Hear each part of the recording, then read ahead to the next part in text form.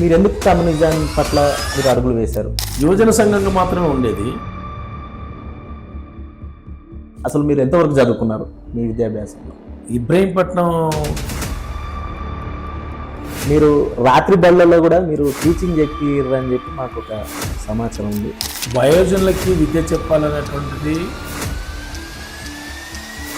మీరు కమ్యూనిజం వైపు అడుగేస్తున్న టైంలోనే మీకు ఒక జాబ్ కూడా వచ్చిందని చెప్పి మేము విన్నాము.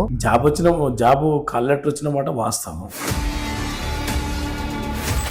ఈ ఎవరైతే ఈ కామ్రేడ్ పాషా నర్హరి వాళ్ళు ఉద్యమాలు చేసిన పీరియడ్లో కూడా మీరు పార్టీ వ్యవహారాల్లో ఉన్నారని చెప్పి తెలుసు. నరహరి ఎన్నికలలో కీలక పాత్ర పోషించారు. ఆశని అదే రోజు చంపడం కోసం ప్రయత్నం చేశారు. ఇప్పుడు సుందరనగర్ బస్తీ ఏదైతే ఉందో ఆ సుందరనగర్ బస్తీలో ఉన్నటువంటి యువకులు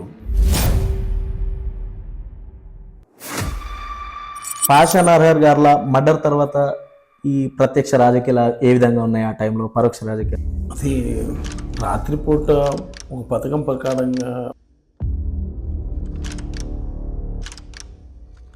అంటే తర్వాత వచ్చిన ప్రజాప్రతినిధుల వల్ల మంచాల మండలానికి ఒరిగింది. చెప్పువాను ఇది చేసినామని చెప్పి చెప్పాను. చూద్దాం, దమ్ముంటే చెప్పాను.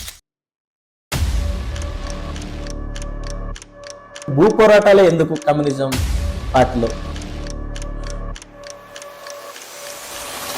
ఈ ప్రాంతంలో దున్నేవాడికే భూమి కావాలని మొట్టమొదటిసారిగా నినాదం ఇచ్చింది కమ్యూనిస్ట్. ఆట్ల గ్రామంలో తమ్ముడు దానేని తమ్ముడు పోచేని చంపి కమ్యూనిస్ట్ సినిమా చూసేవాళ్ళ మీరు? మేము మొట్టమొదటిసారిగా యాదమలో అన్ని లక్షణాలు అన్ని కళలు అనేది ఉన్నాయని మనం అనుకోవచ్చు. ఇంకొక కేసు అయితే నేను సెంచరీ కొడతాను చెప్పి. అయితే మీరు ప్రజా పోరాటాల్లో సుప్రీం అయినప్పటికీ కూడా మీ ఇంట్లో ఎవరు? మేడం గారు సుప్రీమా? కమ్యూనిస్టుల పని అయిపోయింది, ఇక ఈ దేశంలో కమ్యూనిజానికి చోట్లేదు, కమ్యూనిస్టులు లేరు అని చెప్పడం అన్నట్టు. అదే అభివృద్ధి మన భారతదేశంలో ఎందుకు లేకుండా పోయింది? మరి భారతదేశంలో కమ్యూనిస్టు పార్టీ అనేటువంటిది లేకుండా ఏముందో చెప్పండి. ఫస్ట్ కమ్యూనిస్టుల మమ్మల్ని ఢీకొంటారా? ఫస్ట్ కమ్యూనిస్టులను వాళ్ళు రక్షించుకోమనండి అని చెప్పి నక్సలైట్లను పూర్తిగా నివారించాలి. మొదటి నుంచి కూడా చెప్తున్న అంశం ఏంటంటే, ఈరోజు మావోయిస్టులని సంబంధించి డెడ్ లైన్ పెట్టి బీఆర్ఎస్ ప్రభుత్వంలో మనం చూసాం. కిషన్ రెడ్డి గారు చేసిన పాలన పైన మీరు ఆ పాలన ఏ విధంగా చూస్తారు? అభివృద్ధి జరిగిందా ఇబ్రహీంపట్నంలో? అయితే కిషన్ రెడ్డి కాలంలో అభివృద్ధి జరగలేదు, ఇప్పుడున్నటువంటి మల్రెడ్డి కాలంలో అభివృద్ధి ఏం లేదు. అయితే వీటన్నిటిని ఎండగట్టే విధంగా నెక్స్ట్ ప్రణాళికతో మీరు రాబోతున్నారని అనుకోవచ్చా? మేము తప్పనిసరి రేవంత్ రెడ్డి ప్రభుత్వమైనా, ఇద్దరు ఎమ్మెల్యేలు కిషన్ రెడ్డి అయినా, ఇక్కడ రంగారెడ్డి అయినా, ఈ నియోజకవర్గానికి వాళ్ళ అభివృద్ధి అనేటువంటి చాలా శూన్యము.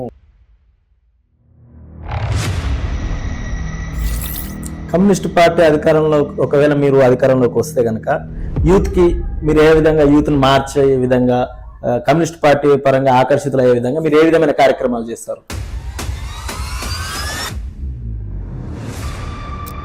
బొబ్బలు పెడుతున్నాడు ఆయన, ఎవరు? రేవంత్ రెడ్డి. మరి నిరుద్యోగ యువతకి సంబంధించినటువంటి ఉద్యోగాలు ఎందుకు కల్పించట్లేదు? కమ్యూనిజం అంతమవబోతుందని కొంతమంది అంటున్నారు. సో వాటిని ఖండిస్తూ కమ్యూనిజం అంతిమ లక్ష్యం ఏంటి? మీరు ఏం చేయబోతారు? ఒక్కరు కూడా కమ్యూనిస్ట్ పార్టీ పోతుందని చెప్పి భూమిలో ప్రతి చోట దోపిడి ఉన్నంతకాలం ఎర్రజెండా ఉంటుంది అన్నట్టు స్పష్టంగా తెలియజేస్తాం.